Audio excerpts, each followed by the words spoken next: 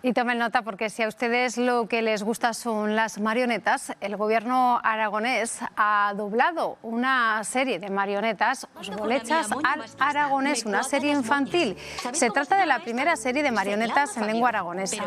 La versión en aragonés ha corrido a cargo de Miguel Ángel Barcos y José Fernández como director de Resonar, con 10 dobladores profesionales y también con la participación de los niños del CRA Cinca Cinqueta y su maestra Yolanda Mur. La serie, compuesta por 16 episodios, podrá verse en el canal Lenguas de Aragón de YouTube a partir de mañana y muy pronto en Aragón TV. Vosotros no sabéis, disadme a yo. Abrir la ventana de la programación a las familias, a los niños, hacerlo en aragonés, atender un poco a nuestra lengua, y luego yo creo que es un producto que se consume en familia y eso es una alegría, ¿no?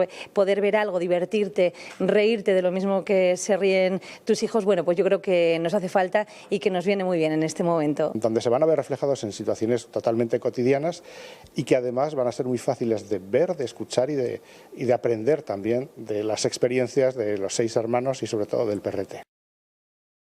Aragón TV con el audiovisual aragonés.